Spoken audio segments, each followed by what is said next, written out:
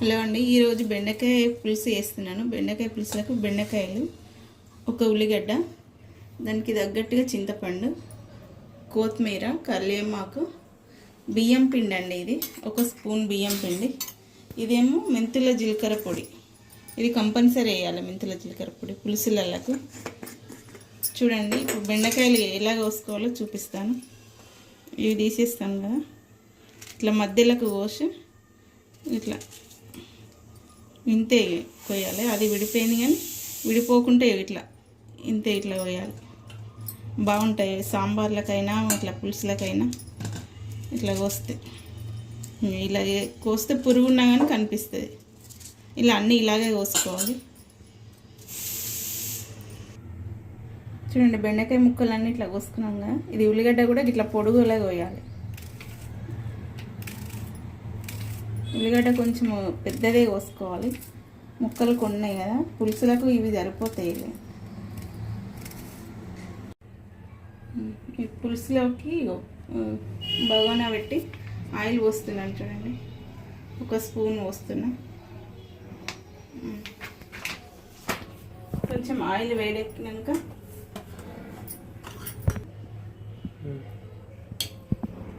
Half spoon జీలకర్ర, half spoon ఆవాలు, చిటికెడు మెంతులు.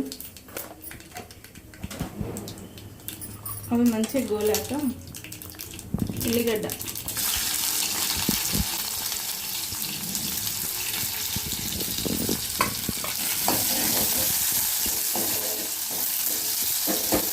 మంచిగా గోలాలి.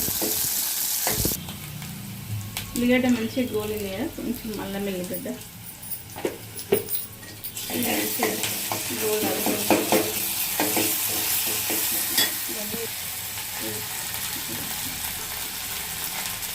కరివేపాకు,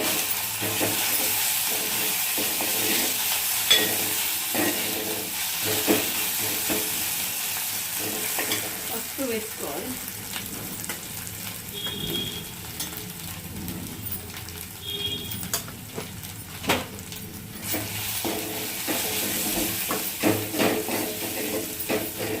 పసుపు వేసుకొని ఇప్పుడు మనం కోసుకున్న బెండకాయ ముక్కలు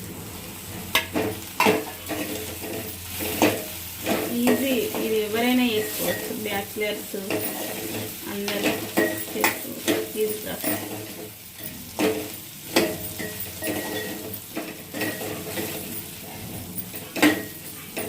ఇవి కొంచెం మంచిగా గోలాలి.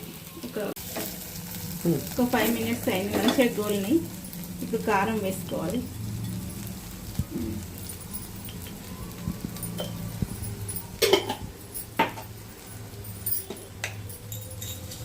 తర్వాత కల్లుపు వేస్తున్నాను.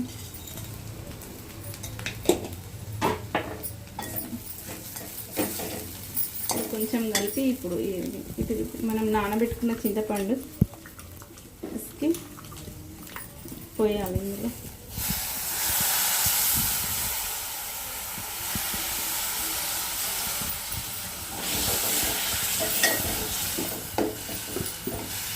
మళ్ళీ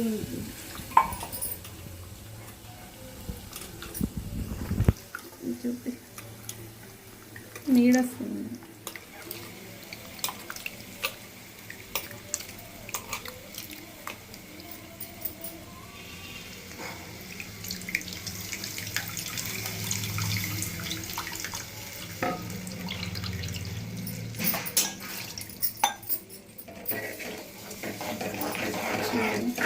ఇందులో వాటర్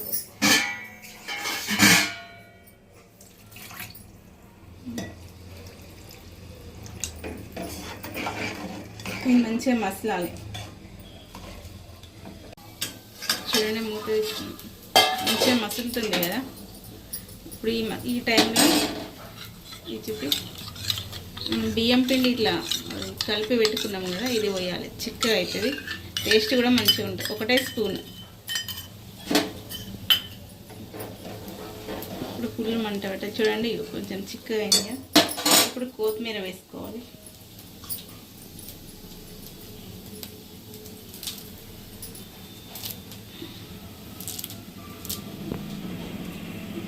టైంలో